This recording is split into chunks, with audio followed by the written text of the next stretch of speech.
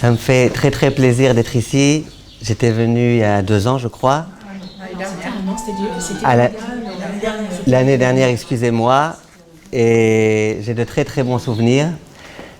Je me rappelle principalement que la Baalat Habayit, elle n'aime pas qu'on fasse de blagues sur les Meknésiens. Alors on n'en fera pas. Tu peux quand même, ça va. Et je crois que la différence, c'est qu'il y a un aquarium. L'autre fois, je ne crois pas qu'il y en avait. C'est mon point faible, les aquariums. C'est exactement ça. Alors je vous demande, ne regardez pas que l'aquarium. Je sais qu'il y a des discus, il y a des néons, il y a tout type de beaux poissons. Quand on arrive, alors là, la discussion va s'engager très vite. Très vite. C'est un passionné. Alors, Bezrat Hashem, on va commencer à parler de notre sujet. Et je vous remercie de votre accueil. Le sujet dont on va parler aujourd'hui, c'est le sujet de la sérénité. On en parle beaucoup aujourd'hui dans le monde entier. Les juifs en parlent, les non-juifs en parlent. Tout le monde en parle. Et il faut comprendre que plus ça va, et plus les gens ils sont stressés. Plus ça va, plus les réseaux sociaux ils ont une place importante, et plus les gens ils sont stressés. Les gens ils sont sans arrêt en attente d'appels, de coups de fil, de messages, et les gens ils sont de plus en plus stressés. Quelqu'un m'a dit l'autre fois, il m'a dit moi j'ai fait un examen, un test, sur internet il y a des tests. Selon la quantité de cigarettes que je fume, l'alcool que je bois, le stress que j'ai au quotidien, quelle est mon espérance de vie? Il a appuyé sur Enter, vous allez mourir avant-hier. D'accord? Les gens ils sont stressés, très très très stressés. Bichlal, qu'est-ce qu'ils ont besoin de regarder leur espérance de vie? Et les gens ils sont très très très stressés. Il y a de quoi être stressé, parce que si on cherche les raisons d'être stressé, on pourra toujours trouver des raisons. Si on pense que c'est les raisons extérieures qui nous rendent stressés, on peut toujours trouver des raisons extérieures. On sait que en France, la situation elle n'est pas facile. On sait qu'en Israël, la situation elle n'est pas facile. On sait que dans le monde, la situation est très très difficile. Il y a de quoi stresser, de quoi être angoissé. Il y a vraiment de quoi. Un jour, Macron et Biden, ils ont été voir une voyante. Et lui ont demandé, écoutez, on aimerait bien savoir l'avenir de notre pays. Alors il y a Biden qui vient en premier, qui paye bien. La voyante, elle regarde, très rapidement elle dit, si Dieu veut, il y aura une grande prospérité dans votre pays, de plus en plus, tout ira bien, et bientôt tout va aller de mieux en mieux. Macron, il voit que ça va bien, il en profite. Il lui dit, madame, et moi aussi je vous paye. En France, dites-moi, c'est quoi l'avenir? Elle regarde dans la boule, et elle regarde. Et elle regarde, lui commence à s'impatienter, et elle regarde. Et elle regarde. Au bout d'un moment, Macron il dit, t'accouches? La dame, elle lui dit, je suis désolée, je comprends pas l'arabe. D'accord? Donc, on a de quoi être stressé. On a de quoi être stressé. Les gens, ils sont stressés de tout type de choses. Ils sont stressés d'être attaqués. Ils sont stressés d'être volés, ils sont stressés de plein de choses. On va essayer, Bezrat Hashem, aujourd'hui, de comprendre comment faire, d'après la Torah, pour accéder à la dimension qui est celle de la Menuchat HaNefesh, de la sérénité. Alors d'abord, il faut comprendre quelque chose. C'est quoi la sérénité? On pourrait penser que la sérénité, c'est juste ne pas être contrarié, ne pas être triste, ne pas être énervé, et que quand on n'est pas dans telle et telle situation, automatiquement, on se trouve par défaut dans la situation qui s'appelle la sérénité. Le Rav Chaim Friedlander, dans son livre Siftei Chaim, il prouve que c'est faux. Il prouve que la sérénité, c'est pas simplement quelque chose qui provient d'un manque de dérangement. La sérénité, c'est une dimension à part. C'est quelque chose qu'il faut acquérir. C'est une création à part. Et le Rav, il amène une preuve très très belle. À votre avis, ça va être quoi le prototype, l'exemple même de la sérénité dans tous les jours de la semaine? C'est quoi le jour de la sérénité? Le Shabbat. Le Shabbat, c'est le jour de la sérénité. Alors dit le Rav, on va réfléchir un petit peu au jour du Shabbat. À propos du jour du Shabbat, il est écrit dans la Torah, il y a 2 versets qui se contredisent. D'une part, il est écrit « Vaichal Elohim bayom hashevi'im elachto asher asa ». Le 7e jour, Hachem a terminé le travail qu'il avait commencé. Donc si on comprend bien la France, qu'est-ce que ça veut dire? Que le 7e jour, il a travaillé ou il n'a pas travaillé? Il a travaillé. Si le 7e jour, il a terminé, c'est que le 7e jour, il a aussi travaillé, oui ou non? Et d'autre part, on nous dit « Ubayom hashevi'ai shavat vaï nafash ». Le 7e jour, Hachem, il s'est reposé, il a cessé de travailler. Donc, c'est-à-dire que le 7e jour, il a complètement cessé de travailler. Donc, on a ici une grande contradiction. D'une part, on te dit que le jour de Shabbat, Hachem, il a poursuivi son travail. D'autre part, on te dit, ah non, le jour de Shabbat, c'était un jour de repos. C'était un jour dans lequel il n'y avait pas de travail. Question, comment on va s'arranger? Cette question, c'est Rashi Akadosh qui la pose. Rashi, il demande comment la Torah, elle peut se contredire de cette façon-là. Et Rashi donne une réponse très très belle. Il dit, Ma'aya olam chaser menucha, b'Shabbat ba menucha, kalta venigmera amelacha. Il dit, ça veut dire quoi? Béhémet, le monde était créé. Dans les 6 premiers jours, Akadosh Baruch Hu, il avait tout créé. Il avait déjà créé les animaux, il avait déjà créé le ciel et la terre, il avait déjà créé la mer et la belle-mère, il avait tout créé. Tout était créé, il manquait une chose. Qu'est-ce qui manquait?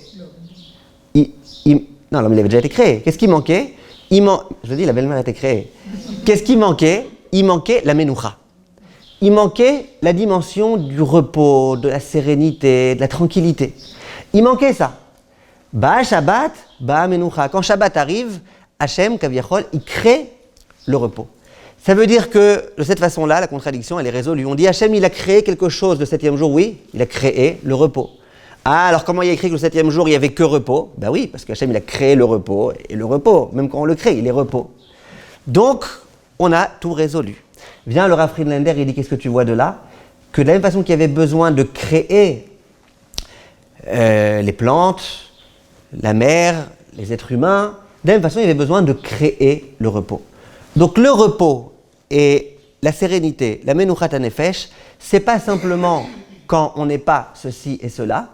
La menuchat hanefesh, c'est quand on est dans un certain état d'esprit. Et ce certain état d'esprit, on va essayer, Be'ezrat Hashem, de comprendre comment faire pour y accéder. Alors tout d'abord, il faut savoir une chose. Il faut savoir que on ne parle pas là d'un tempérament. Parce que c'est vrai qu'il y a des tempéraments. Il y a des gens qui naissent avec une sérénité innée. Il y a des gens, ils sont trop sereins. Il y a un incendie, ouais, d'accord, dans 5 minutes. Il y a des gens, ils sont très sereins. Quoi qu'il en soit, ils sont sereins. Et il y a des gens, au contraire, ils sont toujours stressés par des petites bêtises de rien du tout. Ils sont toujours stressés. Donc, c'est pas de ça qu'on parle. On ne parle pas non plus d'une mentalité. Parce qu'il y a des mentalités stressées. Par exemple, en Israël, je ne sais pas si vous avez déjà vu les feux.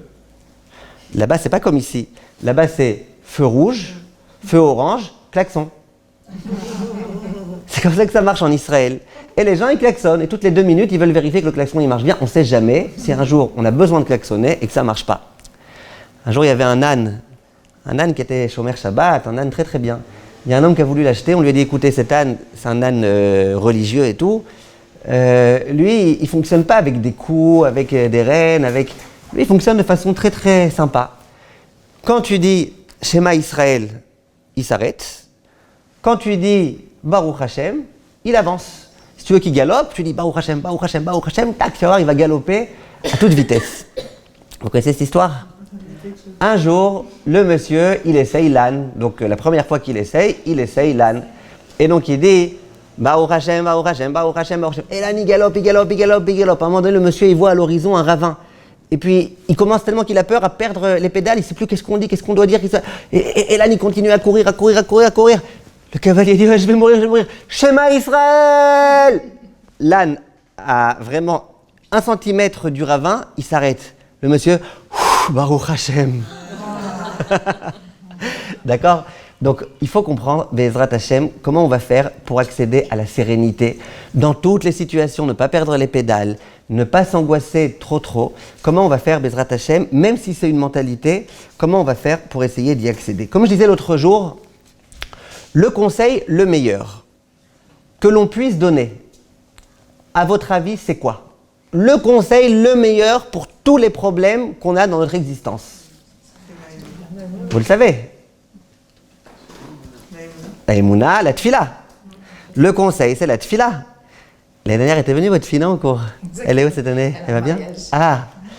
Alors, comment elle s'appelle? La Tfila. Toujours le grand conseil, c'est la Tfila. Tfila. Problème d'éducation, Tfila. Problème de Shlom Bayit, Tfila. problème d'alcoolisme, tequila. Bref, toujours, il faut réussir à sortir, à s'arranger avec les différents problèmes qu'il peut y avoir grâce à la tefila. Donc là, j'allais vous dire, le meilleur conseil, c'est la tefila. Le problème, c'est que quelqu'un qui est nerveux et quelqu'un qui n'a pas cette dimension de Menuchat HaNefesh, je vais vous dire à quoi ça ressemble cette tefila. Une fois, j'en ai vu un. Il était vraiment toujours impatient, pas tranquille, toujours comme ça. Je dis, mais vas-y, prie à Kadosh Baruch Hu qui te donne la patience, la sérénité. Il dit, bon d'accord, Dieu s'il te plaît, donne-moi la patience et la sérénité, mais tout de suite. D'accord, ça marche pas. Alors il faut essayer de comprendre comment ça va fonctionner. Pour ce faire, vient le Rav Friedlander et il nous donne un conseil. Il nous invite à réfléchir à une question philosophique de première importance. La question philosophique est la suivante. C'est quoi la vie? Philosophique, hein? C'est quoi la vie? La vie, c'est le passé. La vie, c'est le présent. La vie, c'est le futur. C'est quoi exactement la vie? Quand je veux, maintenant, je suis vivant. On est bien d'accord que je suis vivant. Le fait que j'ai vécu hier, c'est pas ça qui fait qu'aujourd'hui, je suis vivant. Aujourd'hui, je suis vivant. Maintenant, est-ce que ma vie, ce que je suis en train de vivre, de ressentir, mes sentiments, ma connexion à Kadosh Baruch Hu, est-ce que c'est ce qu'il y avait au passé? Est-ce que c'est ce qu'il y aura, on ne sait pas quand? Ou est-ce que c'est le présent? Voilà la question philosophique du Rav Chaim Friedlander. Et je vois ici qu'il y a des jeunes filles, oui, qui sont encore en Shidour. Il y a des jeunes filles. Donc, les jeunes filles, il faut absolument qu'elles soient un petit peu compétentes en philosophie. Un jour, il y a un jeune homme qui voulait sortir en Shidour. C'est la première fois de sa vie qu'il faisait un Shidour. Il n'avait jamais vu une fille de sa vie, il ne savait pas comment ça marchait. On lui dit, t'inquiète pas, hein, les filles, c'est aussi des êtres humains, tout va bien. Il savait, mais qu'est-ce que je lui dis? On va être assis, qu'est-ce que je lui dis? Il dit, écoute, c'est très simple. D'abord, sache que les filles, en général, elles sont très bavardes. Donc toi, juste, tu la branches sur un sujet.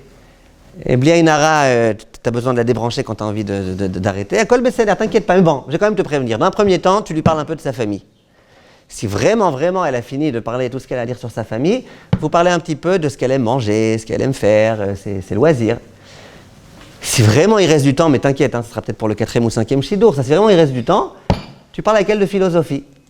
Bref, le garçon, il arrive, il a répété 40 fois dans sa tête qu'il fallait premièrement la famille, deuxièmement, bon, il arrive, il dit à la fille bonjour, et la fille, elle était pas ashkénaze, mais pire, bonjour. J'ai rien contre les ashkénazes. Moi, ma mère, elle est ashkénaze, je suis un rescapé, donc tout va bien. J'ai tenté l'autre fois avec les mécaniciens, ça n'a pas marché, alors maintenant j'essaye avec les ashkénazes. Ma femme aussi, elle est ashkénaze d'ailleurs. Alors, la fille, elle répond pas.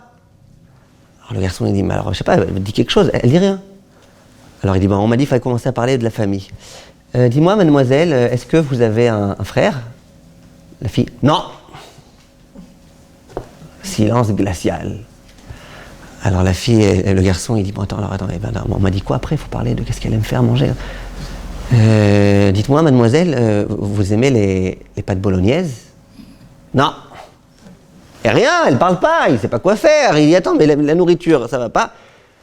On m'a dit de parler de philosophie. Il dit, j'ai une question à vous poser. Si jamais vous aviez un frère, est-ce qu'il aurait aimé les pâtes bolognaises? Et le shidour était terminé. Basta. Alors, pourquoi je vous dis ça? Parce qu'on a maintenant des questions philosophiques très importantes. C'est quoi la vie? C'est le passé, c'est le présent ou c'est le futur? Nous, on connaît très bien tous ces temps-là. On sait conjuguer même au passé, au présent, au futur. Enfin, on est censé savoir. La question, c'est qu'est-ce qui se passe? C'est quoi le temps? Alors, Bechavot, qu'est-ce que vous dites? Maintenant. Hein? Archa, Ové? D'accord. Comment vous savez? Parce qu'il est passé, c'est déjà fini. Hein? Parce qu'elle est philosophe. Le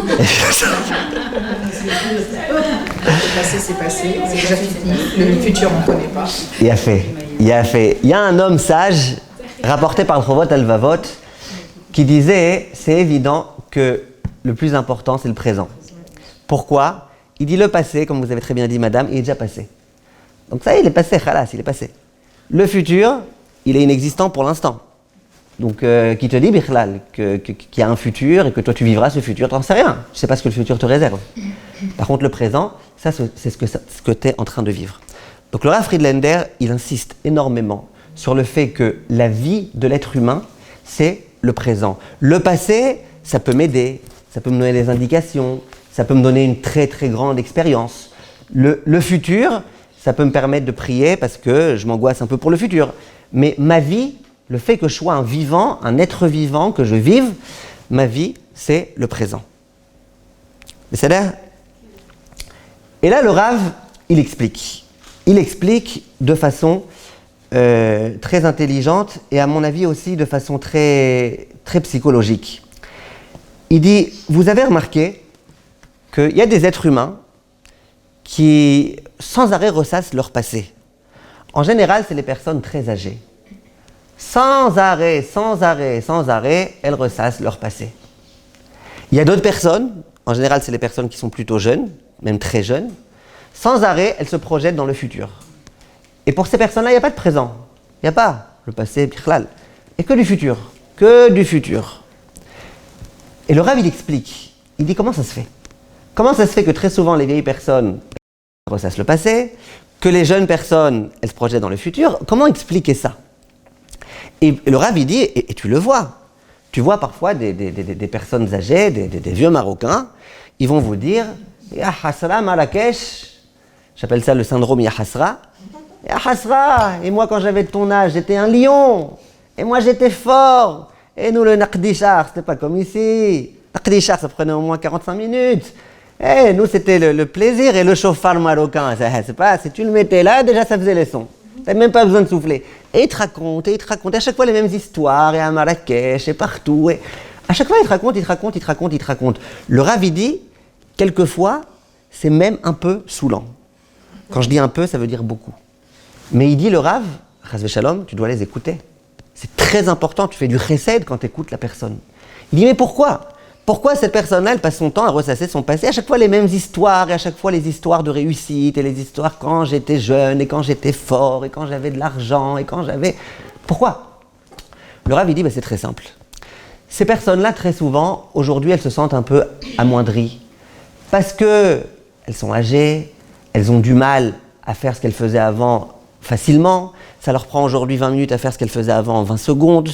Et quelquefois, elles perdent un peu quelques facultés. Et quelquefois, elles ont un peu plus de mal à parler, à réfléchir. Et elles sont un peu moins vives qu'à l'époque. Et du coup, ces personnes-là, à tort, elles ont l'impression que leur vie actuelle, c'est pas une vie. C'est pas, ça vaut pas le coup. La vie actuelle, elle vaut pas le coup. À quoi ça sert, de toute façon, 45 minutes pour aller au Beth Knesset. Ma journée est déjà passée avec Shacharit Mincha Arvit. Qu'est-ce que j'ai fait de ma journée? C'est faux de regarder ça comme ça. Mais les personnes âgées, très souvent, c'est leur tendance. Du coup, qu'est-ce qui se passe?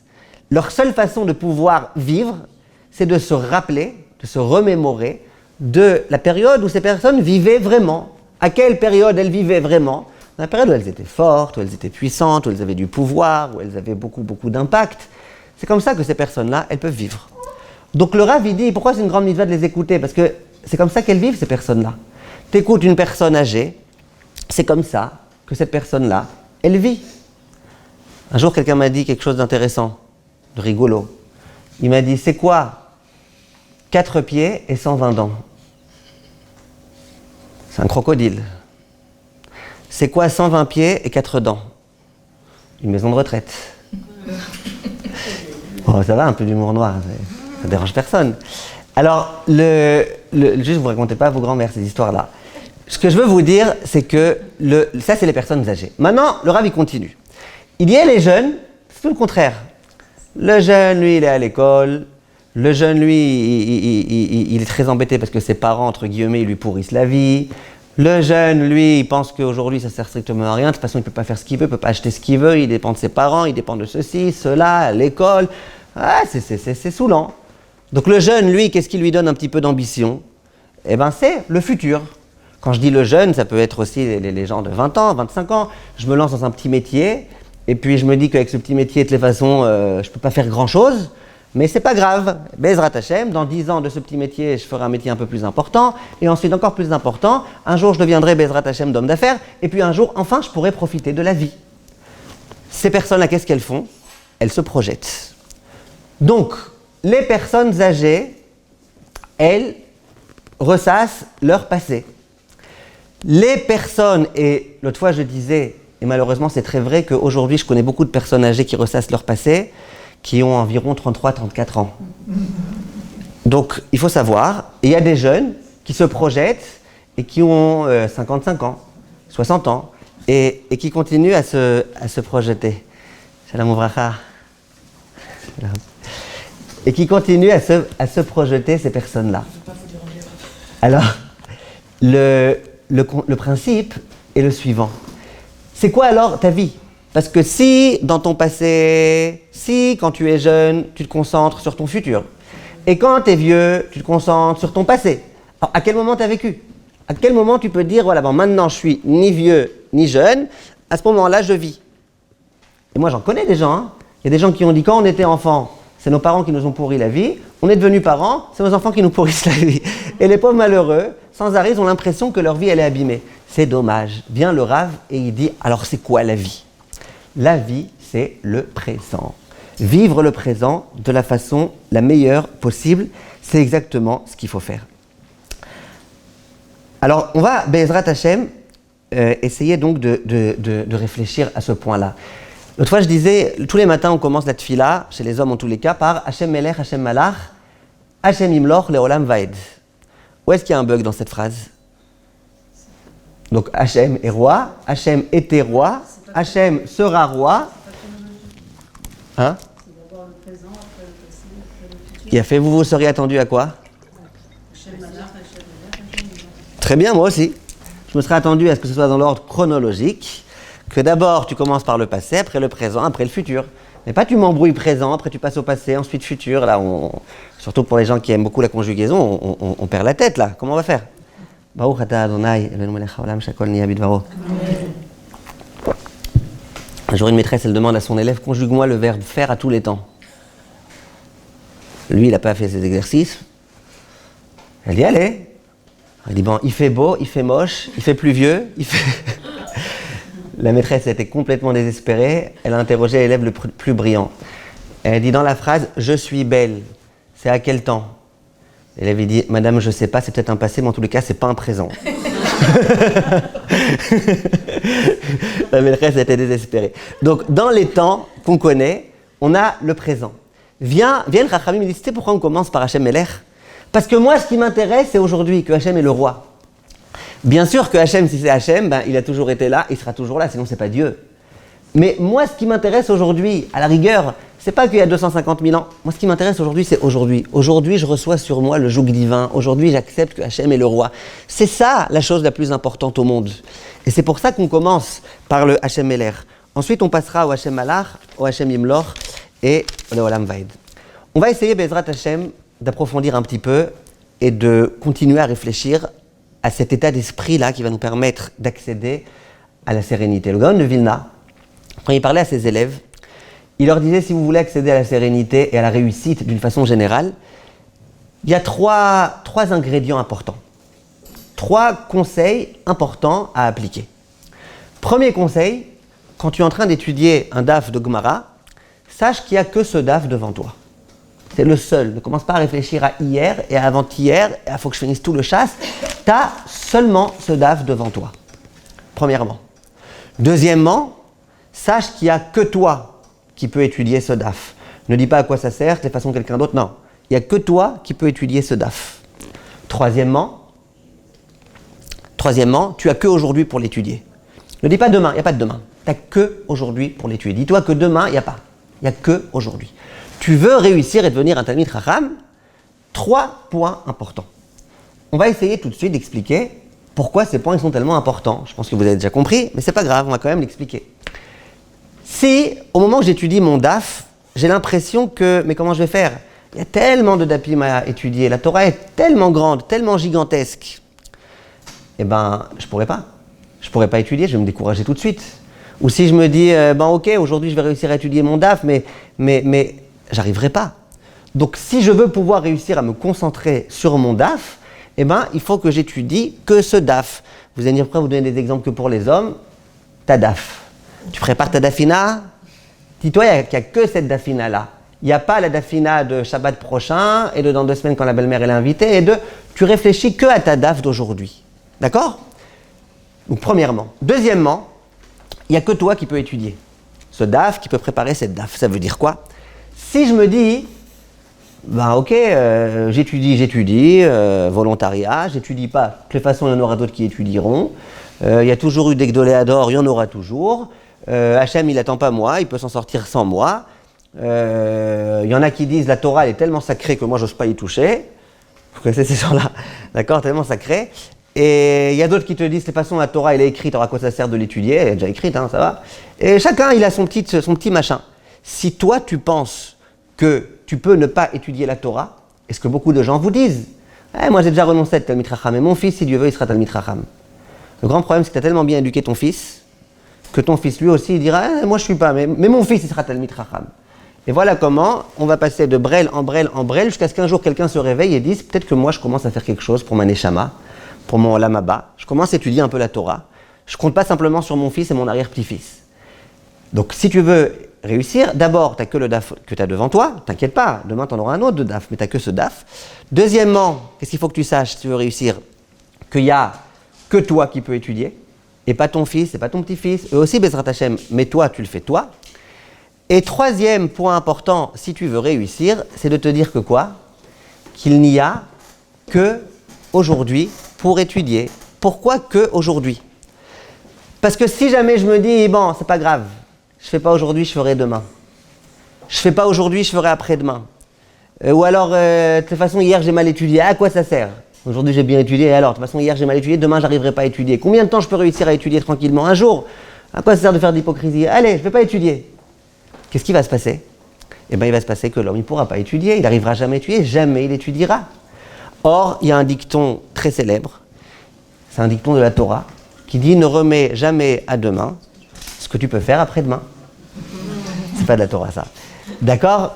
Donc, fais aujourd'hui, fais aujourd'hui. Ça, c'est les 3 conseils que le Gaon de Vilna, il nous disait pour réussir. Et vous retrouvez ce conseil-là. Concentre-toi sur ce que tu fais maintenant. Concentre-toi sur toi, ce que tu fais maintenant. Quand tu es concentré sur ce que tu fais, ce que tu es en train de faire, eh ben, de cette façon-là, ça peut réussir à très bien fonctionner. Cet exemple-là, on peut l'appliquer dans tous les domaines de la vie. Le domaine dont le Chafetz Chaim se servait pour parler de ça, il disait très souvent, quelqu'un il commence à prier, il fait sa Hamida, et il rêve. Vous, je ne suspecte pas de rêver, mais je parle des gens comme moi, ça leur arrive parfois de rêver pendant la tfila. Et j'arrive à Atakadosh, et je me dis, ouais, j'ai complètement rêvé. Toute la tfila, j'ai rêvé de plein de choses, j'ai rêvé. J'ai cauchemardé, j'ai ce que tu veux. En tous les cas, je n'étais pas en train de penser ni à Hashem Yitbarach, ni à la Hamida, ni à rien du tout. Bien le Chafetz Chaim, il dit, à ce moment-là, qu'est-ce que le Yetzer Hara, il fait? Et le Yetzer, il est très très puissant pour ça. Le Yetzer, il vient avec sa longue barbe, ses longues paillesses, avec vraiment son discours moralisateur, il dit, t'as pas honte. Comme ça tu pries. Tu t'adresses au Ribono Shel Olam, et comme ça tu pries. Tu es en train de penser à ce que tu as mangé, à ce que tu vas manger, à tes affaires, à ton argent. T'as pas honte. L'homme moralité, en attendant, il continue à Tachonen. Maintenant, dans Tachonen, au lieu de demander de la Chokhma, eh ben, il continue à s'en vouloir. Alors déjà, c'était pas fameux sa Chokhma. Si maintenant il ne demande pas, qu'est-ce qui va se passer? Et il continue. Et puis à la fin de la tfila, il va s'en vouloir d'avoir raté toute cette tfila. Le Chafetz Chaim, il donnait l'image très connue d'une fille que sa maman a envoyée pour acheter des pommes. Et la fille, elle a été acheter des pommes. Et à un moment donné, il y a eu un trou dans le sac. Et les pommes, elles commencent à dévaler la pente. Il y a des petits voyous qui viennent et qui commencent à se ruer vers les pommes et à les prendre, à les manger, à les prendre avec eux. La petite fille, c'est une fille, elle se met à pleurer. Elle pleure. Il y a un passant qui passe et qui lui dit, mais ma fille, regarde, au moins tu es en train de pleurer, il y a encore des pommes qui sont en train de sortir du sac. Au moins, avant de pleurer, tu bouches le trou pour que les pommes, elles arrêtent de tomber. Au moins, tu rentres à la maison avec quelques pommes. Peut-être même, tu essayes de courir pour attraper les pommes qui sont tombées, qui n'ont pas encore été volées. Peut-être. C'est exactement ce qui se passe. Je suis en train de prier. J'ai pas eu de kavana jusqu'à Atakadosh. Ok, j'ai compris. Ça peut arriver à tout un chacun. Maintenant, question, qu'est-ce que je fais? Est-ce que je laisse encore tomber les pommes? Est-ce que je continue à prier, à bâcler? Ou est-ce qu'au contraire, je me prends en main? Et maintenant, je dis, ok, à partir de Atachonen, j'aurai une bonne tfila. Mais Antoine Salari ne va pas te laisser, parce qu'il va dire la Aziz, dans Atachonen, tu auras de la kavana. Mais qui te dit qu'à Hashivenu, tu auras encore? Tu te connais, toi? Combien de temps tu arrives à être concentré dans notre génération de HDHD et de machin? Combien de temps tu vas réussir à être concentré? 20 secondes, 30? Donc ok, dans les mots Atachonel et Lambda, tu vas être concentré, après tu vas perdre tout ça. Ah, le Yetzirah ne me laissera pas tranquille. Et donc, qu'est-ce qu'il faut qu'on fasse? Qu'on se concentre sur le présent. Si je gagne 3 mots de Atachonen, c'est génial. Si je gagne Ose Shalom Bimromav, tu sais quoi? Toute la Hamida, tu l'as raté. À Ose Shalom, tu te réveilles. Et puis tu fais un beau Ose Shalom, à la française. Ose Shalom Bimromav. Oh, ya. Fais ce que tu peux faire. Tu fais ce que tu peux faire, tu as gagné. Donc, la conclusion pour l'instant, c'est de dire que pour réussir, tu te concentres sur le présent, sur ce que tu es en train de faire maintenant, quelle que soit la chose que tu es en train de faire. Une fois, je donnais ce cours, et il y a une dame qui m'a dit « Vous avez tout à fait raison ». Je lui ai dit « Merci, ça me fait plaisir ». Elle me dit « Et je vais vous dire, moi, je vais vous donner un exemple. » Elle me dit « Moi, je suis une femme assez stressée et tout, j'ai beaucoup de choses, Baruch Hashem, beaucoup d'enfants, beaucoup. Et parfois, je vais aller faire un peu de sport. Je vais dans une salle de sport, elle habite en Israël, cette dame-là, il y a des salles de sport séparées. Elle dit « Je fais un peu de sport ». Elle dit, je vous assure, je ne connaissais pas votre cours, je ne connaissais pas ce Yesod là, des Rabbanim. Elle dit, donc moi, je vais vous dire la vérité. Je suis en train de courir là sur le tapis roulant. Je suis en train de courir. Et je suis en train de penser aux courses qu'il faut que j'aille faire dans 5 minutes. Et puis, putain, je me rappelle que j'ai oublié d'écrire les tomates. Donc, je sors ma liste en train de courir comme ça et je note un tomate. Et puis, à chaque fois, je suis... Elle me dit, mais la vérité, ouais, c'est vrai, c'est relou, c'est galère. Elle dit, moi, j'aurais bien aimé. Quand je cours, je me concentre sur ma course. Après, sur mes courses. Pour l'instant, sur ma course, je cours. J'ai envie de maigrir, j'ai envie de faire des choses. Eh ben, je travaille sur ça. Pourquoi pas? Et c'est ça le Yesod. C'est ça le Yesod. Quand tu fais une chose, sois sur cette chose-là. Le Rosh, l'un des Rishonim. Jusque-là, je mentionnais des Rabbanim très très importants. Là, je parle d'un des Rishonim, le Rosh. Rabbeinu Asher. Il y a un élève qui lui a demandé une question très genre de question des yeshivot. Très yeshivatite. Il lui a posé la question. Il lui a dit voilà, je prie, c'est très bien, mais au moment où je prie, j'aurais pu étudier. Donc d'une part, je suis en train de prier, mais d'autre part, j'aurais aimé étudier. Est-ce que ça vaut le coup peut-être de moins prier, de plus étudier? Le Rav a essayé de lui mettre un peu d'ordre dans les idées. Il lui a dit écoute, Yawildi, Zman tfila lechud, Zman limud lechud. Combien de gens, malheureusement, ne savent pas cette chose-là? Vous les voyez parfois, les gens, pendant la Chazara de la Hamida, au lieu d'écouter la Chazara de la Hamida, ils ouvrent leur Gemara, ils sont en train d'étudier, genre très assidus, très assidus. Après, pendant le Seder, au lieu d'étudier, eh ben, ils font leur Teilim et ils discutent avec des gens et tout à l'envers. Fais ce que tu dois faire au moment où tu dois faire. Maintenant, c'est le moment d'étudier, étudie. Kiffe ton étude, concentre-toi sur le DAF d'aujourd'hui. Kiffe. Après, tu auras besoin de prier, kiffe ta tfila. Sois 100% ta tfila. Ensuite, tu dois aller aux toilettes. Les gens, ils ont l'impression qu'ils perdent du temps quand ils vont aux toilettes. Heureusement qu'on n'a pas le droit de faire à manger quand on est aux toilettes, sinon les gens même aux toilettes, ils feraient à manger. Les gens, ils sont stressés aujourd'hui, ils sont... T'es aux toilettes, sois tranquille. C'est pas n'importe quoi être aux toilettes. Et d'ailleurs, vous savez d'où je sais que c'est très important d'aller aux toilettes? Après, il y a la Shariat Tsar. Si on n'avait pas été aux toilettes, on n'aurait pas pu faire la Shariat Tsar. Alors il y a la Shariat Tsar, il y a des gens, je me rappelle une fois, il y avait quelqu'un, lui Bleinara, quand il allait aux toilettes, la rue entière était au courant qu'il avait été aux toilettes. Et c'était un choser bitchouva tout frais, tout feu, tout flamme. Alors si vous voulez, je vous imite un tout petit peu. Donc il faisait Baruch ata Hashem Eloheinu melech haolam. Et puis il disait Sheim isatem echad mehem chas veshalom Hashem yishmor. Oim yipateach echad mehem Hashem yatzilenu. אי אפשר להתקיים אפילו שאחד ברוך אתה השם השתבח שמך לעד רופא כל בשר ומפליא לעשות. Bon, c'était quelqu'un un peu de... Mais on peut faire un Hashayat Tsar un peu plus tranquille, un peu moins nanach, et avoir beaucoup de kavana. Mais si tu n'as pas été aux toilettes, tu peux pas. Et si tu t'es pas rendu compte que quand tu étais aux toilettes, il y avait tout type de système qui fonctionnait dans ton corps, et des choses tellement extraordinaires qu'on mentionne dans le Hashayat Tsar qu'on essaye de réciter en maximum 4 secondes 30, eh ben on peut pas.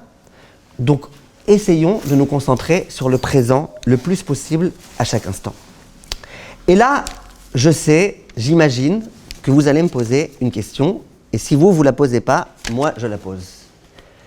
Tout ce que je suis en train de dire maintenant, c'est très beau, c'est très fort, c'est quelque chose qui nous manque beaucoup au jour d'aujourd'hui. Ça nous manque tellement de faire bien ce qu'on fait, de se concentrer sur ce qu'on fait, de ne pas penser. Mais le problème, c'est qu'on est en train visiblement de priver les gens du sens de l'initiative. Parce que Qu'est-ce qui fait que quelqu'un, il va dire, bon allez, jusqu'à présent j'étais vendeuse dans un magasin, maintenant peut-être j'aimerais bien faire quelque chose d'un peu plus grand, quelque chose qui m'amènerait un peu plus d'argent. J'étais, comment on dit coupaïte? Caissière, j'étais caissière. Maintenant j'aimerais être un peu plus et j'aimerais faire autre chose. Qu'est-ce qui fait qu'un Bachour Yeshiva, il a envie de grandir? C'est le fait qu'il programme, qu'il se projette. Si tu viens voir, tu vas aller voir les petits jeunes, tu leur demandes tu veux être quoi? Ils te disent, moi je veux être Raphaël Kanievski, moi je veux être... tu vois, il est avec son iPhone, machin, il veut devenir Raphaël Kanievski. C'est inenvisageable. Mais bon, Shalom Tov, Shalom Shalom. Les gens, ils ont envie de devenir Bezrat Hashem. Ils ont raison. Si quand tu es petit, tu te dis, que le DAF d'aujourd'hui, moi c'est l'essentiel, c'est que je connaisse bien mon DAF, c'est bien. Ton DAF, tu vas l'étudier tranquillement. Mais d'autre part, comment tu vas devenir un Tamid Chacham? Qu'est-ce qui va te motiver? Qu'est-ce qui va te donner envie? Si tu te dis, comme beaucoup de jeunes hommes, moi je les connais les jeunes hommes, je connais plein, ils commencent à la yeshiva, ils disent aujourd'hui j'ai 17 ans, Bezrat Hashem à 18 ans j'ai fini tel Masechet, Bezrat Hashem à 35 ans j'ai fini le Shas, Bezrat Hashem à 45 ans je deviens le Yenouka, Bli Neder. C'est trop tard, le Yenouka il a que 33 ans. À 70 ans je deviens le Gdol Ador, les gens ils viennent. C'est comme ça que les gens ils disent, et j'allais dire c'est bien d'une certaine façon, puisque ça leur donne de l'ambition. Le jour où les gens ils ont perdu leur ambition, leur aspiration, ils arrêtent de faire quoi que ce soit. Donc d'une part on te dit il faut se concentrer sur le présent, d'autre part on te dit le présent c'est pas suffisant, parce que si tu te concentres que sur le présent, tu n'auras pas de perspective, tu n'auras pas d'envie d'avancer. Alors qu'est-ce qu'on va faire? Bien Chachamim, je ne sais pas lui, Laura Friedlander, comment il aurait fait ce cours à son époque, mais aujourd'hui, Baruch Hashem, on a un très très beau cadeau qui s'appelle le Waze. Très très beau cadeau. Je sais qu'il y a beaucoup de gens qui mettent le Waze exprès pour après se plaindre que le Waze il dit n'importe quoi. Vous connaissez ces gens-là? Pourquoi tu le mets? Tu le mets, puis après il me fait n'importe quoi. Tu as ceux qui sont complètement abrutis par le Waze. Alors eux, ils sont complètement...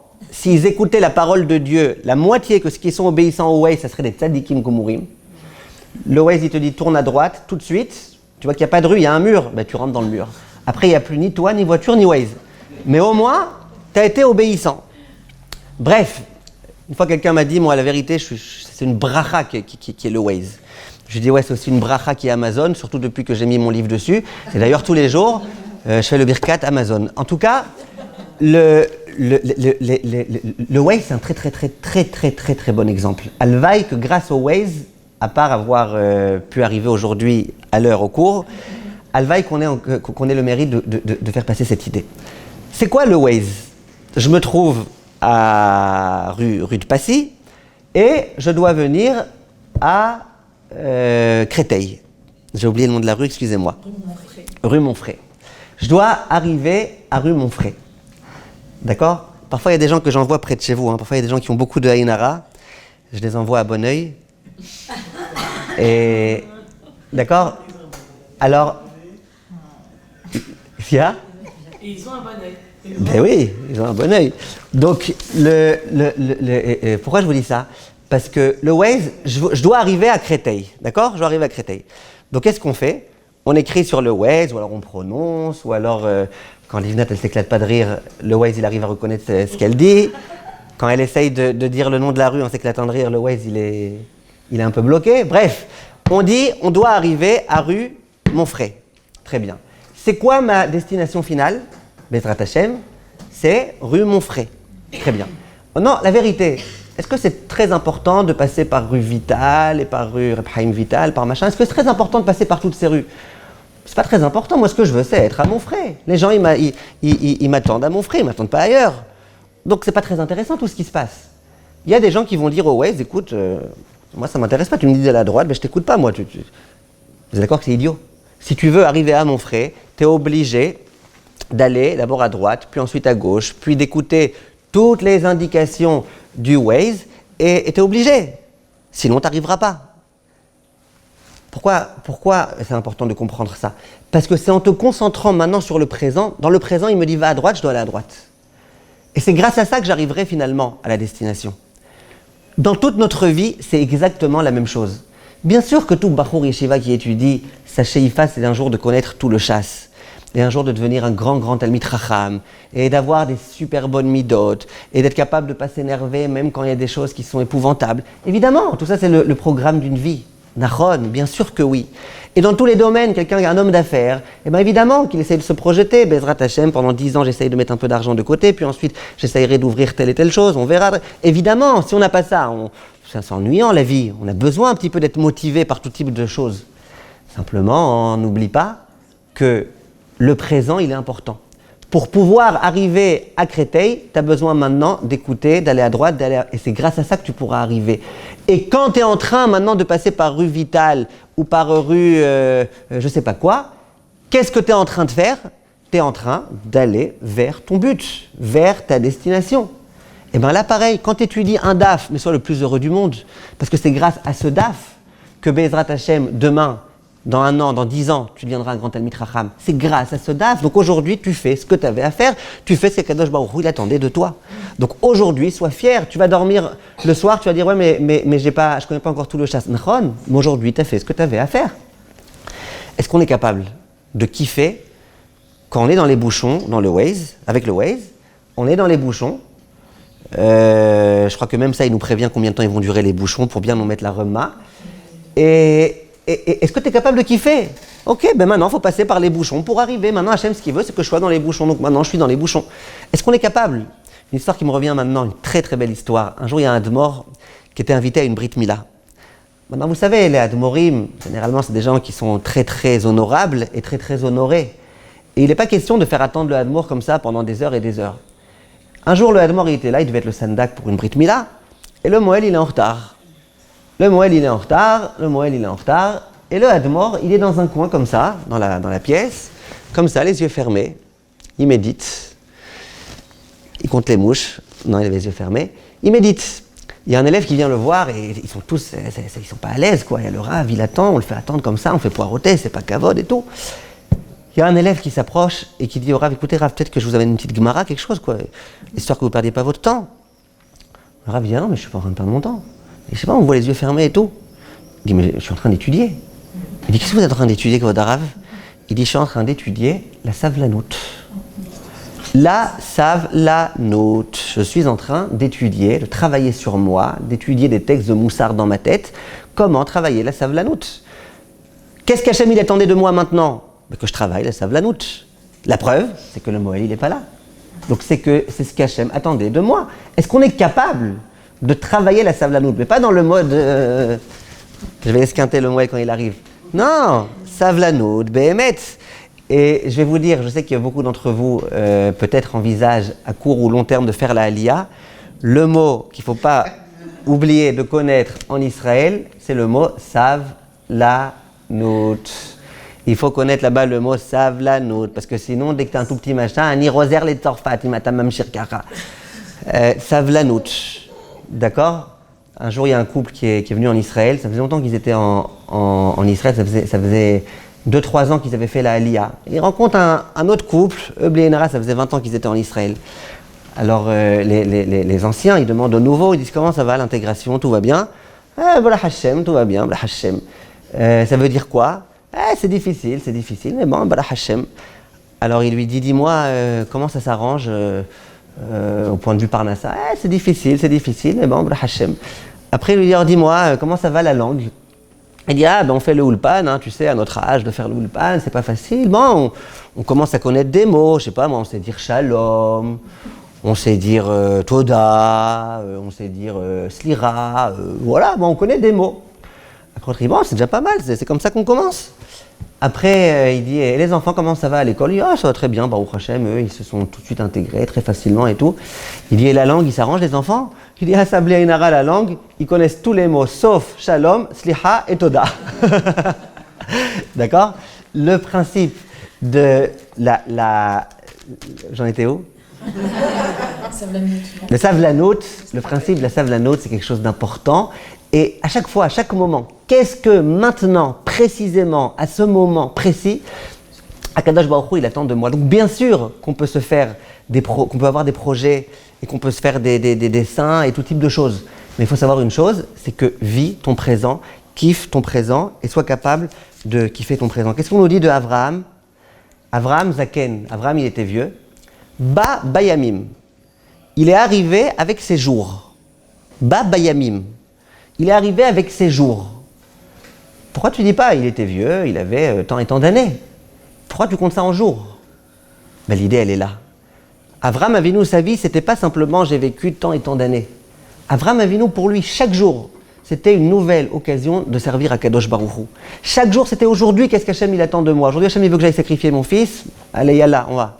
Aujourd'hui, Hachem il attend de moi que je prie, que j'étudie, que je fasse telle et telle chose. Je fais. C'était ça la vie de Avraham Avinu. Chaque jour, il avait son importance. Et c'est l'exemple qu'on doit prendre de lui. Aujourd'hui, on a quelque chose à faire. On nous demande de faire un effort. C'est difficile. Mais est-ce que maintenant, je peux le faire? Le Yetzer Hara ne nous laissera pas tranquille, je vous promets. Tu parles parfois à des gens, et les gens, tu leur dis, allez, fais une petite concession pour ton mari, aujourd'hui. Petite concession, une petite concession. Fais une petite concession, accepte que sa mère, elle vienne à la maison. On va me dire que c'est une grosse concession. Nahon. Fais une grosse concession. Est-ce que tu peux une fois? Souvent, les gens, ils te disent, ah, une fois je peux, mais je sais que ça ne tiendra pas à long terme, parce que rien que cette fois-ci, elle va me mettre là, etc. Et donc, je peux pas, j'arriverai pas. C'est pas grave. Aujourd'hui, tu peux. Tu vas réussir aujourd'hui. Fais aujourd'hui. Fais aujourd'hui. Aujourd'hui, tu iras dormir ce soir en ayant la tête tranquille. J'ai fait ce que j'avais à faire. J'ai fait plaisir à mon mari. J'ai honoré ma belle-mère. J'ai fait des choses. Ouais, mais elle ne m'honore pas et tout. Toi, tu as honoré ta belle-mère. Tu as fait ce que tu avais à faire. Et dans tous les domaines de la vie, c'est comme ça. Une fois, il y a une fille qui est venue me voir. Elle me dit, Rav, j'ai envie de me renforcer en tsniout. Je lui ai dit, Baruch haba. Elle me dit, qu'est-ce que je fais? Par quoi je commence? Maintenant, attention, c'est très dangereux de dire aux gens de tout prendre d'un coup. Tu ne peux pas prendre une fille qui se promène en mini-short et lui demander du jour au lendemain d'être en djellaba avec les collants 800 deniers et tout. Tu ne peux pas, c'est pas possible.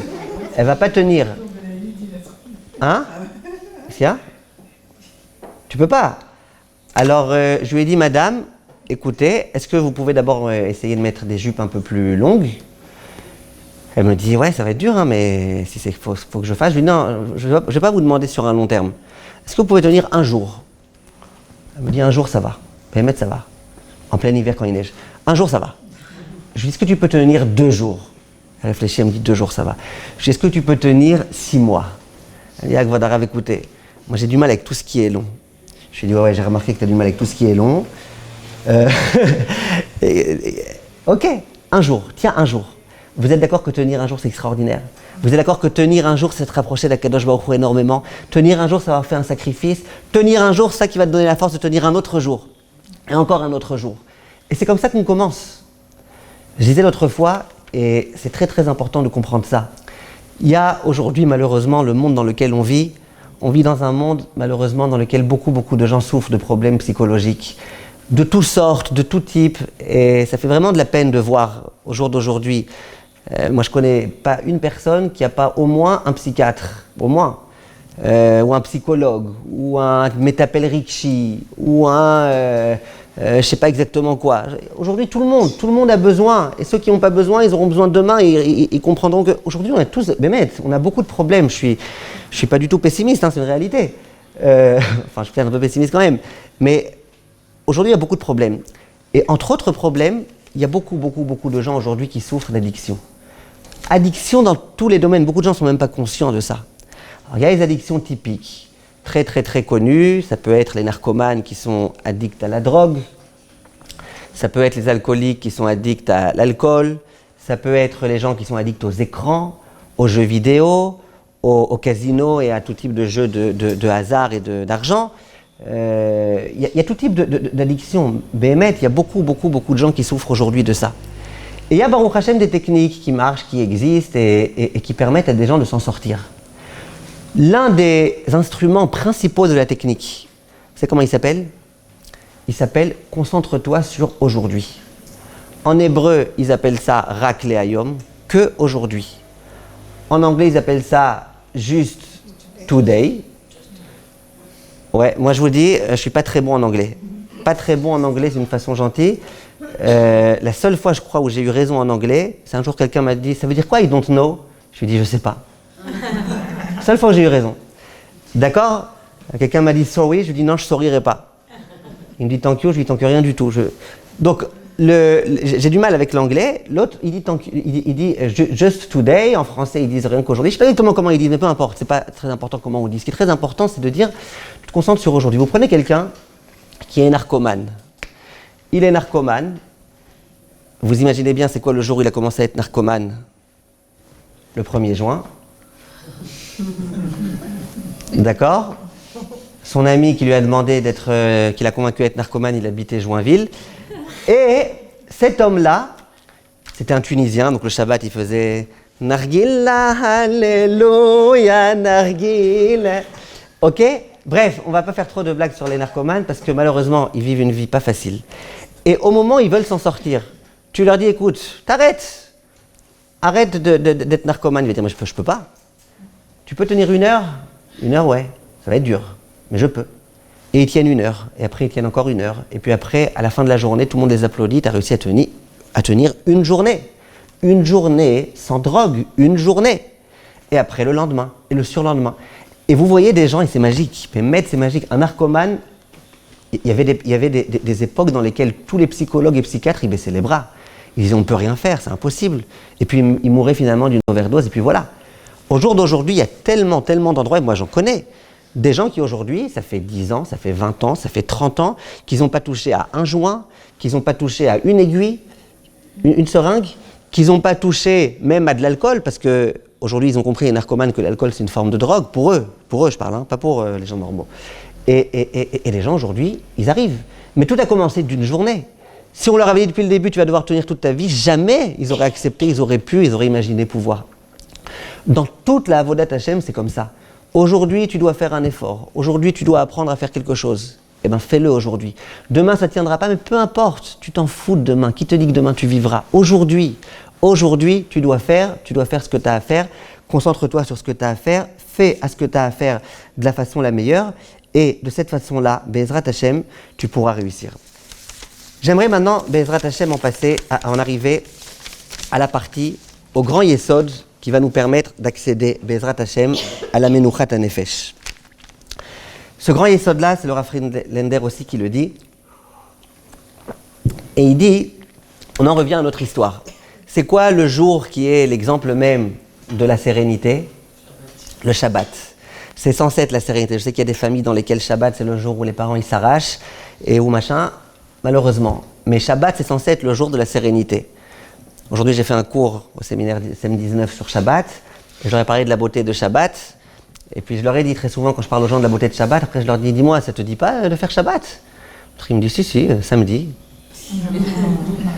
Donc, le Shabbat, c'est le jour de la Menucha. Menuchat, Shalom, Ashket, Vavetach. Shabbat, c'est le jour de la Menucha. Maintenant, j'ai une question. La Torah, elle te dit, pendant 6 jours, tu travailleras, et 7e jour, tu t'arrêteras. 6 jours tu travailleras, 7 jours tu t'arrêteras. Ça veut dire quoi 6 jours tu travailleras? Est-ce que 6 jours tu travailleras, ça veut dire que c'est une promesse? Il n'y a pas de promesse. Si quelqu'un décide de ne pas travailler, il ne travaillera pas. Pourquoi la Torah elle te dit pendant 6 jours tu travailleras? Viens la Gemara, elle te dit, c'est pour te dire et mettre l'accent sur Bayom Hashevi Tishbot. Que quoi? Et les mots de la Gemara très puissants. Ta'ase keilu kol melartecha asuya. Fais comme si tout ton travail était terminé. Je sais que tu as encore des dossiers, je sais que tu attends encore des réponses, et tu attends des réponses du banquier, tu attends des réponses de un tel, et toi tu dois envoyer, tu as des tonnes de choses à faire. Fais comme si tout était fait. Au jour d'aujourd'hui, la mode en Israël, c'est de dire 4 fois par phrase le mot Keilu. Je ne sais pas si vous êtes déjà promené en Israël, c'est un peu le genre des Français. Ouais, genre, tu viens tout à l'heure, genre, ouais, ah d'accord, genre. En Israël, ils n'ont pas genre, eux ils ont Keilu. Ah, Keilu, je ne sais pas ce qu'ils ont. Ah, Keilu. Et ce matin, je racontais qu'il y a un Rav qui répond aux questions de Halakha, qui un jour il m'a raconté un jour une histoire. Il m'a dit un jour, il y a une Israélienne qui m'appelle, c'est un Rav israélien lui, un jour il y a une Israélienne qui m'appelle, et qui me dit, Shalom, Kvod Harav, Keilu, ani lo mafria. Alors le Rav il dit, non, tu lo mafria, tu ne déranges pas. Alors elle dit, ah, Keilu, parce que je voulais vous poser une question, c'est très très urgent, Keilu, je peux vous la poser? Le Rav il dit oui. Je dis, écoutez, Kvod Harav, Keilu, mon mari, il a perdu son frère, Keilu, et Keilu, il voulait savoir s'il a le droit de manger de la viande ou s'il n'a pas le droit. Le Rav, il dit, attendez, je vous arrête une minute, j'ai besoin de savoir quelque chose d'important. Votre mari, il a perdu son frère ou il a Keilu perdu son frère? Parce que ça change tout dans la halakha. Keilu, comme si.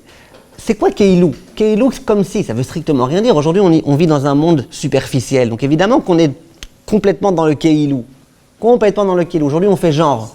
Donc évidemment que c'est le mot qu'on prononce le plus possible. À l'époque, les gens, le mot qu'ils disaient le plus en Israël, c'était le mot stam. Ah, stam, stam. Bah oui, quand tu vis une vie stam, eh ben, tu prononces sans arrêt stam. C'est quoi Keilou? Keilou, c'est comme si. Keilou, c'est jouer un jeu. Keilou, c'est se moquer du monde. Keilou, c'est jouer la politique de l'autruche. Quand l'autruche, elle se sent agressée parce qu'il y a des lions qui leur courent après, qu'est-ce qu'elle fait l'autruche? Elle enfouit son bec et ses yeux dans le sable, comme ça il n'y a plus de lions. Dans 10 secondes, il n'y aura plus d'autruche non plus, il n'y aura plus rien. Mais pour l'instant, il n'y a plus de lions. C'est quoi cette politique de l'autruche là? C'est ça qu'on nous demande de faire? Écoutez bien, l'idée est la suivante, et il faut, Bezrat Hashem, qu'on réussisse à bien l'intégrer, et je sais que vous la connaissez, et c'est ça l'idée du Shabbat. Akadosh Baruch Hu, il nous a demandé de travailler pendant 6 jours et de nous reposer le 7e jour. Dans la vie, il y a 2 forces tellement contradictoires qu'il y a beaucoup de gens qui font des amalgames pas possibles. Il y a ce qui s'appelle la Emouna, il y a ce qui s'appelle la Ishtadlut. La Emouna, c'est Hachem, il peut tout faire. Je peux rester comme ça et attendre tranquillement que la Parnassa, elle arrivera, puisque Hachem, il peut tout faire. Donc rien ne l'empêche. Et d'ailleurs, il y a plein d'histoires, pas que d'il y a 250 000 ans, mais même d'aujourd'hui, de gens qui font rien et qui réussissent à avoir ce qu'il leur faut. Et il y a un concept qui s'appelle la Ishtadlut. Ishtadlut, ça veut dire, tu es obligé de te bouger un peu si tu veux que. Ne crois pas que tout se passera tout seul. Les volets, ils se ferment tout seuls peut-être, mais il n'y a pas des miracles partout. D'accord? Tu n'appuies pas sur le bouton, ça continuera à se fermer. Vous comprenez? Tu es obligé de faire des choses. Fais des choses, sinon ça ne fonctionnera pas. Ça, c'est ce que... Je n'avais pas prévu cette blague. Hein. Ça, Keilou. Ça, c'est ce que Chachamim nous enseigne. Il faut faire Keilou, Kol Melartecha Asuya. Maintenant, le grand problème, c'est que beaucoup de gens, qu'est-ce qu'ils font?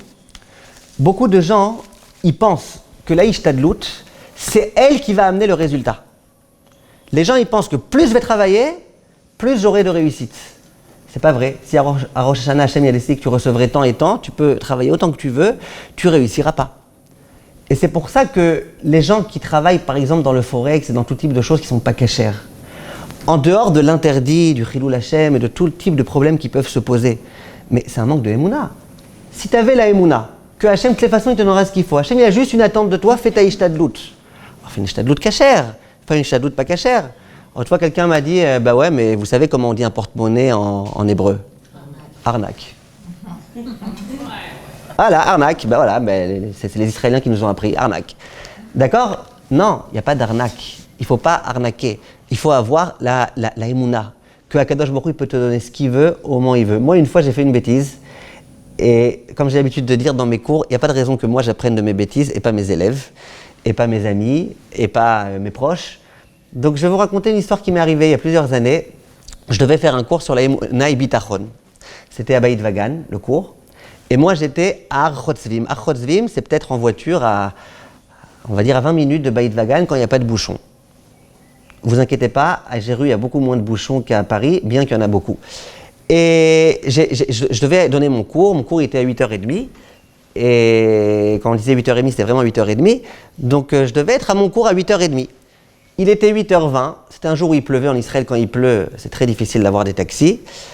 Et il était 20, j'essaie d'attraper les taxis. Chaque taxi que j'essaye d'arrêter, il ne peut pas. Maintenant, il est 20, mon cours il est à 30, et ça prend un quart d'heure à partir du moment où je monte dans le taxi. Si Dieu veut, avec la pluie, c'est pas sûr que ça va rouler vite. Je sais pas quoi faire, j'essaye. Maintenant, j'ai pas envie non plus d'appeler. Vous savez, on peut aussi commander un taxi.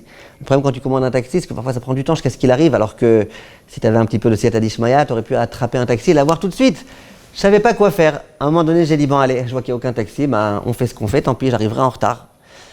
Vous voyez, moi je parle de stress, mais regardez comment je suis stressé. Alors, j'appelle et attention, je vous répète, de quoi j'étais censé parler? J'étais censé parler de Emouna et de Bitachon, de Ishtadlut et de Yosef, qui a enduré 2 ans de prison. Pourquoi? Parce qu'il a répété 2 fois, il a bégayé, s'il te plaît, rappelle-toi de moi, rappelle-toi de moi. Et je devais expliquer qu'une fois oui, 2 fois non. Bekitsour, mon cours était prêt, il était dans ma tête, il était sur mes feuilles, il était prêt. J'appelle un truc de taxi, là, une compagnie de taxi, et je leur dis, Tishma, Ani Be'ar Chotzvim, Ani Tsarich Monit, Dachouf. J'ai besoin d'un taxi, urgemment. Vous savez ce qu'il me répond le monsieur? Il me dit, si tu as besoin de Dachouf, t'appelles le SAMU, s'il te plaît. C'est pas les taxis, tu ne me fais pas Dachouf, d'accord? C'est pas les urgences. Donc, et moi, je me suis dit, mais attends, Ribono Shel Olam, je vais parler maintenant du fait que, qu'est-ce que tu crois? Qu'est-ce que tu vas dire 2 fois d'un coup, il va venir plus vite le taxi? Quoi, d'un coup, il va avoir des ailes, il va voler, il va te... Qu'est-ce que tu crois? Et c'est le problème qu'on a quelquefois. Nous, on a l'impression qu'on travaille. Grâce au travail, on réussit. Grâce à nos arnaques, on réussit à faire de l'argent. Et l'autre fois, je disais, c'est pas que dans les arnaques. Dans plein de choses, on peut arnaquer. Une fois, je m'approchais d'un endroit et on dit Ata Asiri les minyan. T'es le 10e pour le minyan, tu peux venir? Moi, je me dis, écoute, d'abord, c'est une très grande malade d'être le 10e, parce que quand tu es le 10e, c'est toi qui complète le minyan. En plus, les pauvres neufs, ils sont en train d'attendre. Si on peut les aider, j'ai dit, allez, je vais venir, je rentre. Et je vois qu'on n'est que 2. Il y a lui et il y a moi. Je lui ai dit, mais tu m'as dit que c'était le 10e. Il m'a dit, oui, toi, tu es le 10e, moi, je suis le 9e. Maintenant, on attend le 8e, 7e, 6e, 5e, 4e, 3e, seconde. Vous voyez, on peut faire des arnaques dans tous les sens. Mais ce qu'il faut, c'est essayer de comprendre qu'est-ce qu'Hachem attend de nous. L'homme, il travaille pendant 6 jours parce qu'Hachem a demandé de travailler. Le 7e jour, Hachem demande de s'arrêter. Le même Hachem qui t'a demandé de travailler, qui aurait pu ne pas te demander de travailler, le même Hachem, il te demande maintenant de quoi? De t'arrêter. Donc toi, tu t'arrêtes. Et quand tu t'arrêtes, tu es tranquille. Parce que tu sais que tout est entre les mains d'Akadosh Baruch Hu. Pourquoi le monde de Shabbat, c'est le monde de la Menuchat HaNefesh, alors qu'a priori, on pourrait dire, mais c'est tout l'inverse. Parce que les gens, quand ils envoient des messages, quand ils font des choses, ils sentent qu'ils sont actifs, ils sentent qu'ils essayent de sauver leur peau, ils sentent que quand ils font rien, c'est angoissant. Justement, non. Le monde du Shabbat, c'est la Menuchat HaNefesh, parce que le monde du Shabbat, c'est le monde de la Emouna. Le monde dans lequel je comprends que Akadosh Baruch Hu, il peut me faire réussir sans avoir besoin de faire le moindre effort. Shabbat, je me repose, Hachem, il s'occupe de mes comptes, il s'occupe de tous mes problèmes, et il n'y a plus de quoi s'inquiéter. Donc la Menuchat HaNefesh, en fait, qui est le propre du Shabbat, elle provient grâce à la Emouna. Parce que tu vas dire à la personne, mais concentre-toi sur le présent, t'inquiète pas de ce qu'il va y avoir dans 1 heure. Ben si, moi je m'inquiète. Réalité, moi je m'inquiète. Mais non, t'inquiète pas, si je m'inquiète. Qu'est-ce qu'on va faire? Alors, le monde du Shabbat, il vient, il dit, mais non, comprends que Akadosh Baruch Hu s'occupe de tout, déstresse-toi, ne t'inquiète pas. Et quand on vit avec la Emouna, que tout est entre les mains d'Akadosh Baruch Hu, tout peut fonctionner beaucoup, beaucoup, beaucoup mieux. J'aimerais terminer, Bezrat Hashem, en vous donnant une image. Cette image, moi personnellement, j'essaye de l'appliquer le plus possible dans ma vie. Plusieurs fois, je parlais à mes enfants et je leur indiquais aussi cette image. Je pense que c'est une image magnifique et j'aimerais, Bezrat Hashem, qu'elle rentre bien dans notre esprit à tous. Ce que j'ai l'habitude de dire à tout le monde et à moi-même, c'est que qu'est-ce qu'Akadosh Baruch Hu attend de nous? Que nous soyons des secrétaires. Vous allez me dire quoi, secrétaire? Et moi, si je ne suis pas une secrétaire? Qu'est-ce que je veux dire par secrétaire? Quand dans une boîte, dans une société, il y a un patron, il y a une secrétaire. Qui est-ce qui est sans arrêt stressé de comment je vais faire pour payer mes employés à la fin du mois, de comment je vais faire pour, et de là il y a le dollar qui est en train de baisser, il y a le machin qui est en train de monter. La secrétaire, elle est tranquille, elle pianote sur son clavier avec élégance, et puis elle fait ce qu'elle a à faire, elle essaye d'être la plus consciencieuse possible, elle arrive à l'heure le matin, elle s'en va pas trop tôt le soir, et puis voilà, tout va bien. Qui est-ce qui est stressé? Vous savez qui est-ce qui travaille de 8h du matin jusqu'à 8h du soir dans toutes les sociétés? La machine à café. D'accord? La secrétaire est tranquille, elle va boire son café, elle est tranquille, elle ne s'inquiète pas. Qui est-ce qui parfois des jours entiers il jeûne parce qu'il est angoissé et qu'il a tellement de choses à régler? C'est l'employeur. L'employeur, lui, il est stressé. La maskira, la secrétaire, elle est tranquille. La secrétaire, elle peut aller en vacances, dire à son patron, moi je ne réponds pas aux mails pendant toutes les vacances, moi je suis tranquille, je suis en vacances. Le patron, lui, il ne peut pas toujours se permettre. Et donc, quelquefois, il est stressé. La secrétaire, maximum, si elle a vraiment un bon cœur, eh ben, elle peut un peu partager la souffrance du patron. Elle peut venir le voir et lui dire, écoutez, monsieur, vraiment j'ai de la peine pour vous, je vois que la situation est difficile en ce moment. Le patron lui dira, si ça te fait tellement de peine, je te baisse la paye à moitié. Pas de problème, hein, vous êtes consentante, vous aurez mieux fait de rien dire. Le principe de la secrétaire, c'est de dire qu'elle est tranquille, parce qu'elle fait son travail et puis voilà. Elle ne se concentre pas sur les résultats. Et là, le mot de Rav Israël Salanter, ce n'est pas un mot des coacheurs d'aujourd'hui, ça a été copié de Rav Israël Salanter. On ne se concentre pas sur les résultats, on se concentre sur ce qu'on a nous à faire. Moi, je fais ce que j'ai à faire, tout le reste, je le mets entre les mains d'Akadosh Baruch Hu. Quelle sérénité on peut avoir quand on fait ça. Moi, je fais ce que j'ai à faire. Je n'ai pas besoin de faire plus que ce que j'ai à faire. Quelquefois, on sent qu'on en fait trop, qu'on fait une ishtadlout supplémentaire, on sent que ce n'est pas ce qu'Hachem il attend de nous. Moi, je fais ce que j'ai à faire. Après, Hachem, il s'occupe du reste. Je me rappelle quand j'avais commencé à faire le Daf Yomi sur mon site. je m'étais dit ça peut avoir une très très très très grande réussite. Parce qu'il n'y a pas beaucoup d'Afayomi en français qui sont assez rapides et qui sont, etc. Je pensais que ça pouvait très très bien réussir. Bon, j'ai dit peut-être ça réussira pas. J'ai fait un contrat avec Hachem Yitbarach. Je lui ai dit écoute, moi je m'occupe de ce que je peux. Ça veut dire, j'essaye d'abord de bien étudier la Sugi avant d'enregistrer, j'essaye de parler le mieux possible, la meilleure qualité de son, d'image et tout. Toi, tu t'occupes du reste, c'est Kadosh Baruch Hu. Et moi, j'accepte, Enbaya. Tu veux qu'il y ait 2 personnes qui regardent mon DAF, il n'y a pas de problème. Tu veux qu'il y ait 250 000 personnes jusqu'à YouTube et que ça se passe, mais tu veux, il n'y a pas de problème. Et Baruch Hashem, il n'y a pas eu autant de personnes que j'aurais espéré, mais j'ai pas espéré. J'ai dit à Hashem, tu t'occupes, toi, des résultats. Quelle sérénité. Rappelez-vous tous les jours ça. Moi, je fais ce que j'ai à faire. Moi, j'ai blessé quelqu'un, ou j'ai pas envie de blesser quelqu'un, je fais ce que j'ai à faire. Après, l'autre, il se vexe. Qu'est-ce que tu veux que je fasse ? Je peux pas, moi, gérer tout le monde. Je peux pas gérer les sentiments des autres. Je peux pas m'occuper de tout le monde. Moi, je peux faire ce que j'ai à faire. Il fallait que je dise quelque chose à mon mari. Sache que ça m'énerve quand tu fais ça. Eh ben, je prie bien avant. Je réfléchis la meilleure façon de lui dire. Je lui dis pas ça m'énerve quand tu fais ça. J'essaye de trouver une façon un peu plus diplomate de lui dire. Et puis, je lui dis. Et puis après, les résultats, est-ce qu'il va prendre, est-ce qu'il va pas le prendre, est-ce qu'il va accepter, combien de temps il va oublier. Ça dépend pas de moi. Le grand problème des gens, c'est qu'au lieu de concentrer leur énergie sur ce qu'eux, ils peuvent faire, ils concentrent toute leur énergie sur les résultats. Et aujourd'hui, les gens, ils souffrent beaucoup de ça. Les gens, ils veulent tout maîtriser, tout contrôler. Même les enfants. Combien d'enfants on aura ? Les gens, ils veulent contrôler. Une fois, quelqu'un m'appelle, il me dit, moi, c'est clair, hein, moi, j'aurai qu'un enfant, un seul. Vous commencez pas, vous, avec les rabbins, la Haredim, machin, un seul. Je dis, ok, bon, qu'est-ce que tu veux chez moi ? Il me dit, dites-moi comment je vais l'appeler. Je lui appelle le Justin. Et si c'est une fille ? Non, Sophie. C'est fini. D'accord ? Donc, les gens, ils veulent tout contrôler. Combien d'enfants, combien de ceci, combien de cela. Lâche prise un peu, lâche prise. Laisse entre les mains de Kadosh Baruch Hu. Lui, il s'occupe de la façon la meilleure possible et imaginable. Fais-lui confiance. Arrête de le déranger. Les gens, ce qu'ils font, c'est qu'ils dérangent Hachem. Quand ils disent, tu vas me faire comme ça, Hachem, et comme ça, et comme ça, et là, je vais t'aider un peu, je vais te passer un petit coup de main, Hachem. Tu le déranges. Laisse-le faire. Ne t'inquiète pas pour lui. Hachem, il sait faire. La grande idée de la sérénité, c'est premièrement de se concentrer sur le présent. Kiffe ce que tu fais maintenant. Tu as un moment de kiff. Ouais, mais les sentiments, ils vont changer. Après, je vais être un peu nerveuse. Maintenant, tu kiffes. Sans philosophie. Kiffe. Deuxièmement, aie confiance en Akadosh Baruch Hu et remets tout entre ses mains. Troisièmement, arrête de te battre avec les choses que tu ne peux pas changer. Il y a des choses qui ne sont pas entre tes mains. Ta belle-mère, tu ne peux pas la changer. Il y en a beaucoup qui ont essayé, ça n'a pas marché, je vous assure.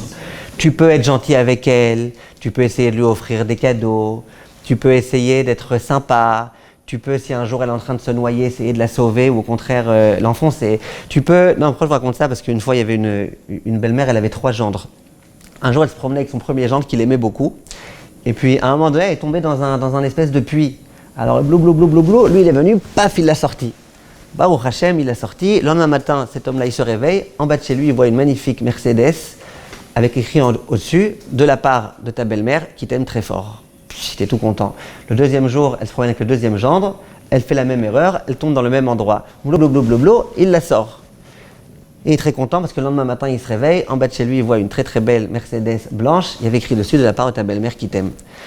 Le troisième gendre, lui, il n'aime pas du tout sa belle-mère. Il se promène avec elle. Elle tombe dans le puits, lui il met la main comme ça pour qu'elle reste bien là-bas. Blou, elle est morte. Le lendemain matin, il se réveille, il voit en bas de chez lui une magnifique Mercedes blanche. Il y avait écrit dessus, de la part de ton beau-père qui t'aime tellement. Bref, ta belle-mère, t'arriveras pas à la changer, laisse tomber. Le temps, t'arriveras pas à le changer. Parce que toi, t'avais prévu de faire une choupa à l'extérieur. Et malheureusement, tu vois qu'aujourd'hui, il va pleuvoir. Et il y a des gens que les jours où il pleut, ça leur a pas plu. Ils n'aiment pas ça. Donc, il avait prévu la choupa dehors, il avait déjà tout prévu et tout ce qu'il fallait, machin. La choupa, elle va devoir être à l'intérieur. À quoi ça sert de te plaindre ? Même Biden, il peut pas, avec tout l'argent qu'il a, il peut pas avoir le contrôle sur le temps. Hachem, il a décidé. S'il a décidé, c'est que c'est pour ton bien. Peut-être qu'il faut que tu te maries avec un parapluie. Ou peut-être qu'il faut que tu te maries à l'intérieur. Une fois, je voulais arroser les fleurs dehors. Je voulais arroser les fleurs. Ma femme, elle me dit, mais qu'est-ce que tu arroses des fleurs ? Il pleut. Je lui dis, ça va, t'inquiète pas, j'ai pris mon parapluie. D'accord, tu peux pas changer le temps. Le temps, tu peux pas le changer. Et il y a tellement de choses qu'on peut pas changer. Et nous, qu'est-ce qu'on fait? On passe notre journée à nous lamenter. Oh là là, il pleut aujourd'hui. Oh la galère. Oh, il pleut aujourd'hui. Oh dommage. Oh vraiment, il pleut. Pourquoi? Pourquoi tu perds des énergies? Ok, il pleut, tu pourras pas faire ton mariage à l'extérieur. Mais vous savez que Alex, il a un frère jumeau qui s'appelle Alain. Et monsieur et madame Terrieur, eh ben, ils ont un fils qui s'appelle Alex Terrieur, un fils qui s'appelle Alain Terrieur. Ben, tu feras à l'intérieur et tout ira bien.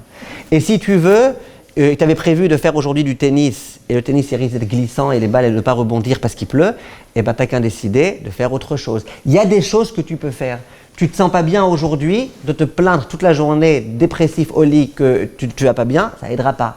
Par contre, décider de faire quelques actions positives, de te promener un petit peu, de téléphoner à quelqu'un, de faire du chesed, d'écouter un cours de Torah, d'organiser quelque chose, ça tu peux, fais. Concentrons-nous, Bezrat Hashem, sur ce qu'on peut faire et pas sur ce qu'on ne peut pas. Arrêtons de nous battre avec l'impossible. Quand on se bat avec l'impossible, on se bat avec Dieu. Et c'est triste à dire, mais c'est la réalité. Il pleut, c'est Hashem qui a décidé pour ton bien. Hashem, il est capable de faire en sorte qu'il ne pleuve pas.